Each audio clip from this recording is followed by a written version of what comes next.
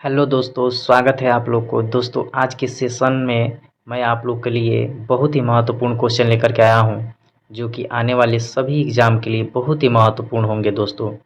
चलिए दोस्तों, तो बिना देर किए क्वेश्चन को देखेंगे। दोस्तों इससे पहले अगर आप लोगों ने मेरे चैनल को सब्सक्राइब नहीं किया है तो चैनल को सब्सक्राइब कर लें, ताकि जब भी मैं नेक्स्ट में वीडियो बनाऊँ तो उसका नोटिफिकेशन आप लोग को सबसे पहले मिले दोस्तों। इसके अलावा दोस्तों वीडियो को लाइक करें, शेयर करें दोस्तों, ताकि मैं आप लोग के लिए इसी तरह का ऑब्जेक्टिव टाइप क्वेश्चन बनाते रहूं। दोस्तों बिहार में जो 7th फेज शिक्षक बहाली होने वाला है दोस्तों, यहाँ से एक दो क्वेश्चन ज़रूर पूछे जाएंगे दोस्तों। चलिए देखते हैं क्वेश्चन को। यहाँ पे पहला हम लोग का जो क्वेश्चन है, यहाँ पे भारत में मानव का सर्वप्रथम साक्ष्य प्राप्त हुआ तो नर्मदा घाटी से। अगर पूछा जाएगा क्वेश्चन आप लोग से कि भारत में मानव का सर्वप्रथम साक्ष्य प्राप्त हुआ तो नर्मदा घाटी से। अगर यही पूछ लिया जाता है कि सर्वप्रथम प्राचीनतम अस्थाई जीवन के प्रमाण मिले हैं तो मेहरगढ़ से। अगर पूछ लिया जाता है आपसे कि सर्वप्रथम प्राचीनतम अस्थाई जीवन के प्रमाण कहाँ से मिले हैं तो मेहरगढ़ से मिले हैं दोस्तों। दोस्तों यहाँ पे भारत में मानव का सर्वप्रथम साक्ष्य अगर पूछा जाए तो नर्मदा घाटी याद रखिएगा, और वहीं अस्थाई जीवन के प्रमाण पूछा जाए तो मेहरगढ़। और पूछा जाएगा एक ही कब्र से 3 मानव कंकाल के अवशेष मिले तो दमदमा से। दोस्तों यह क्वेश्चन पूछा हुआ क्वेश्चन है। एक ही कब्र से 3 मानव कंकाल के अवशेष कहाँ से मिले तो दमदमा से। इसके बाद देखेंगे गर्त आवास के साक्ष्य प्राप्त हुए तो बुर्जहोम से। यानी गर्त जो आवास के साक्ष्य प्राप्त हुए हैं वह बुर्जहोम से प्राप्त हुए हैं। इसके साथ ही मानव के साथ कुत्ते को दफनाने का जो साक्ष्य प्राप्त हुआ वह भी बुर्जहोम से ही प्राप्त हुआ। इसके बाद से हमारा नेक्स्ट क्वेश्चन है कि जूता हुआ खेत का साक्ष्य प्राप्त हुआ है। यानी जो जूता हुआ खेत है उसका साक्ष्य जो है प्राप्त हुआ है तो वह कालीबंगा से प्राप्त हुआ है। दोस्तों अगर आप लोग जानते हुए इसका आंसर तो कमेंट बॉक्स में ज़रूर कमेंट करेंगे कि कालीबंगा कहाँ पे स्थित है। इसके बाद से अग्निकुंड का साक्ष्य प्राप्त हुआ है तो कालीबंगा एवं लोथल से। दोस्तों अग्निकुंड का जो साक्ष्य है वो कहाँ से प्राप्त हुआ है तो कालीबंगा एवं लोथल से। इसके बाद देखेंगे युग्म समाधिया प्रमाण प्राप्त हुआ है तो कालीबंगा एवं लोथल से। इसके अलावा नक्शीदार ईंटों का प्रयोग का साक्ष्य जो प्राप्त हुआ है तो वह भी कालीबंगा एवं लोथल से ही हुआ है। इसको अच्छा से देखेंगे दोस्तों, अग्निकुंड का साक्ष्य, युग्म समाधिया और नक्शीदार ईंटों का प्रयोग, यह तीनों कालीबंगा एवं लोथल से। कालीबंगा एवं लोथल, कालीबंगा एवं लोथल। और इसके बाद से पूछा जाएगा कि नर्तकी की कांस्य मूर्ति का साक्ष्य प्राप्त हुए हैं तो मोहनजोदड़ो से। पूछा जाएगा कि नर्तकी की कांस्य मूर्ति का साक्ष्य प्राप्त हुआ है तो मोहनजोदड़ो से। इसके बाद देखेंगे कि शवों को दफनाने का जो प्रचलन था वह हड़प्पा में था, और शवों को जलाने का प्रथा जो था मोहनजोदड़ो में था।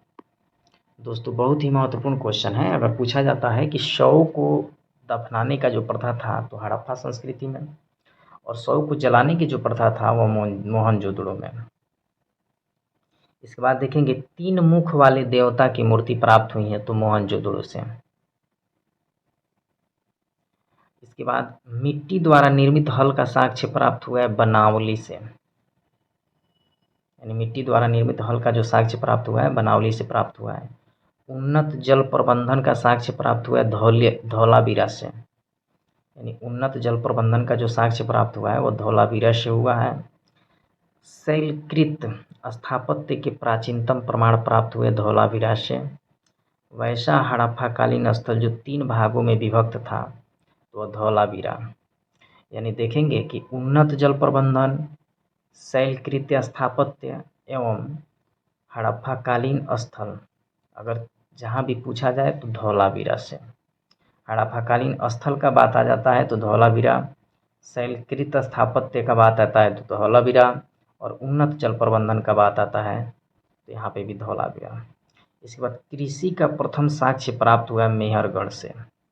दोस्तों कृषि का जो प्रथम साक्ष्य प्राप्त हुआ है तो मेहरगढ़ से। जाहिर सी बात है दोस्तों कि सर्वप्रथम प्राचीनतम अस्थाई जीवन के प्रमाण जो है मेहरगढ़ से प्राप्त हुए हैं, तो कृषि के प्रथम साक्ष्य भी मेहरगढ़ से प्राप्त होंगे। तो आप लोग इससे रिलेट इसको हमेशा क्वेश्चन को याद रखिएगा कि कृषि का प्रथम साक्ष्य तो मेहरगढ़ और सर्वप्रथम प्राचीनतम अस्थाई जीवन के प्रमाण तो मेहरगढ़, यानी लोग वहाँ पे अस्थाई जीवन जीने लगे और उसके बाद से कृषि कार्य अपना करने लगे।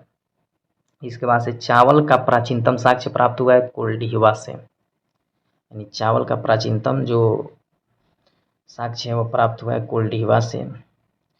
इसके बाद से देखेंगे नेक्स्ट क्वेश्चन है हम लोग का,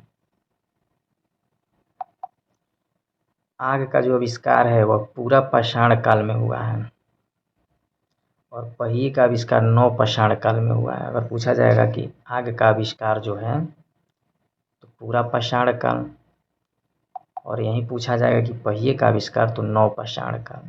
आग का आविष्कार पूरा पाषाण काल, पहिए का आविष्कार नवपाषाण काल। मानव द्वारा सर्वप्रथम प्रयुक्त अनाज था जौ या यौ, उसको कह सकते हैं।